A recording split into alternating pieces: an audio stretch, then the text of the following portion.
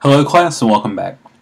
In this stage 5 of the project, we're going to be working with HDR images. HDR stands for High Dynamic Range, and it basically means a photograph that tries to emulate what the human eye sees by showing a vast range of lights and darks and detail and midtones and shadows and highlights. When a person looks at a sunset or at a landscape, we're able to perceive really intense layers of detail, whether it be in highlights or darks or everything in between. But sometimes you'll notice that if you try to take a picture of that same sunset or landscape, that the images don't ever quite stay true to what you saw there. And that's because even though digital cameras have come a long way, they still can't perfectly emulate the human eye and all the level of detail that we can perceive. So a way that photographers have been working around this has been by creating this technique where you take multiple stops of an image and try to push that into one photograph to show a better range of highlights and shadows. Now when I say stops, I mean this is when a photographer goes and takes a picture that's very underexposed, a little underexposed, regularly exposed, a little overexposed, and very overexposed. And you'll see as we go further in the project exactly what that looks like. Now, instead of opening up all these images in Photoshop and trying to manually stitch them together like was done in the past, Photoshop has actually introduced a great automated function that allows Photoshop to do a lot of the heavy lifting while you try to work with all these different images. And this is called HDR Pro. Now, to do this, make sure you don't have anything else open inside of Photoshop, and go to File, Automate, Merge to HDR Pro. Alright, once you come here, it'll pop up a little screen asking you to find your source files. So this would be where you want to pull all your different exposures from. For me, I'm just going to hit Browse. Again, go to your Menu folder in your WIP folder and go to Mill Photos. And you can see here that we have all of our different exposures. We have 0 EV, which is regularly exposed. We have +2, which is way overexposed. +1, which is a little overexposed. -2, which is way underexposed. And -1, which is a little underexposed. So we're going to take all these and try to push them together using Photoshop. So let's select all those and click Open. Make sure they're all listed here. And then from this point, we can hit OK. And it's going to say Merge to HDR Pro, files converted from camera raw format may lose dynamic range. For best results, you merge the original camera raw files. That's fine. Camera raw files are a special type of image file like JPEG or TIFF that different cameras record in different ways. So this is just telling you that it may be a little bit loss of range, but typically this isn't something that you would worry about in your final project. So hit OK. And you can see it's trying to push everything together here. And it may take a little bit of time depending on your system. As you can see, it's trying to pull each one here and do everything, and there we go. So from here, you can see that's actually opening a new dialog called Merge to HDR Pro. You can see that we have all the different exposures selected down here, and we have all these new options and sidebars. So if you don't see the histogram on the right side like we don't see here in the dialog box, make sure we can see that. Again, we're going to open the mode menu here and make sure we select 32-bit. And now you can see we see the histogram. So again, we see that we have all these big darks and we have some midtones, and then it kind of peters off during the light section right here. So what we're going to do is go back. What we're going to do first is we're going to select Remove Ghosts. Now what this does, and I'll uncheck it here so you can see a little bit, is you have to remember this is a waterfall. This is something that's moving, something that has water flowing through it and has a couple of other options going on. And so as you take each exposure, you're taking a separate photograph.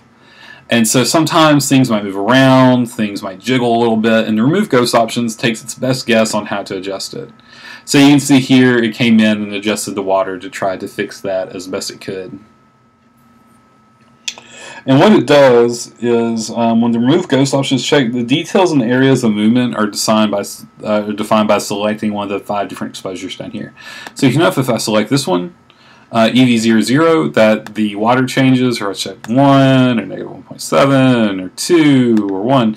It pulls all these pulls the different details based on which exposure we select. So I want to make sure that we change this to the EV200, just like it was shown in the book, and we'll go from there. So now that we've done that, you can go to mode and select 8-bit. Now, we still have the remove ghost options there, but 32-bit images, like you can tell, we have 8-bit, 16-bit, and 32.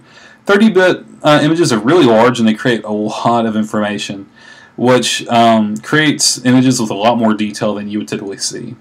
But one disadvantage of this is that you actually can't take this to a commercial printer. There's so much detail that using the typical processes, you can't divide out the colors into cyan, magenta, and black, and yellow. And so that's why we go down here and go to 8-bit, because we won't be able to print this commercially to sell as a print or to use in a photograph. So I want to make sure this is set to local adaptation. Now each one of these do something slightly different. I won't go into that right now, but for now just make sure yours is set to local adaptation to set on something different. And what we're going to do is we're going to go to preset, and we're going to make sure this is set as photorealistic. Again, on your own time, go through here and try a few of these out. Try to play with high contrast, low contrast, or realistic, so on and so forth. But we're going to choose photorealistic. And you can see that it kind of came through and adjusted a lot of these panels for me. So here's where a lot of your personal judgment call comes into place.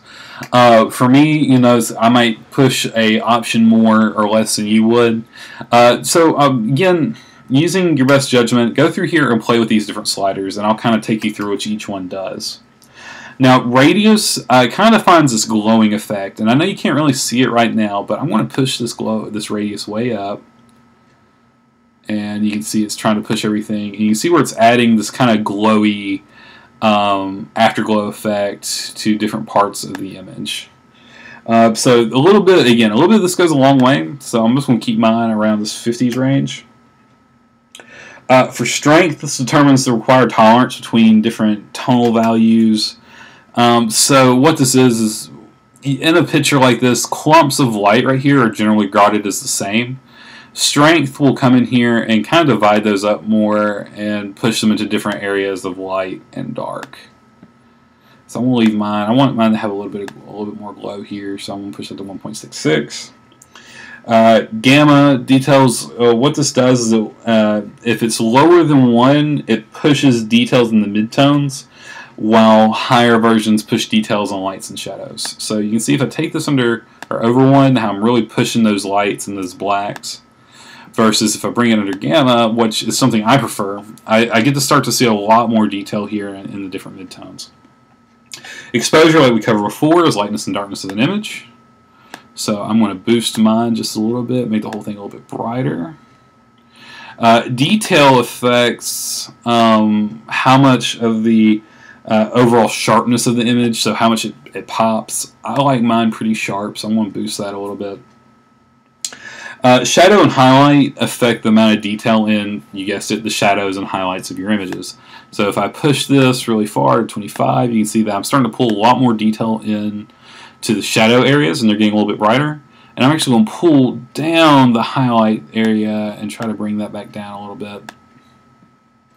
Vibrance is the intensity of subtle colors, but it minimizes how much it affects really deep color. So you'll probably see a lot of change with the vibrance. You'll see it in the grays and in some of the color casts that we have there. And I like how much color we're getting pushed through. I like getting all these subtle greens. And the saturation is big time changes. So if you really want to push those reds or really pull them out of it all the way to black and white, you can play with that as well. Another way to work with all this is to go to your curves panel, and you can come in through here and play with your input and output just like you did in stage 3. So I'm going to play with it this way, and I'm going to push and pull these curves a little bit. I'm going to come up here and move the strength back just a touch. And, you know, I'm going to take this exposure down just a little bit more. And for me, I really like the way this looks. Again, use your best judgment, play with this, find what you like, and then hit OK. And it's going to take a moment, and here we are. We're left with our beautiful HDR image. So at this point, just file and save this as a JPEG. And so I'm going to come in here, And actually, you know what? We're going to save this as a Photoshop file for now in the Mill Photos part. And we're going to make sure to change this to Mill merged.psd. Alright, and that is it. That is the final photograph that you had to edit for this project. In the next video, I'm going to show you how to pull all of these into a zip file and upload all of these files to Moodle.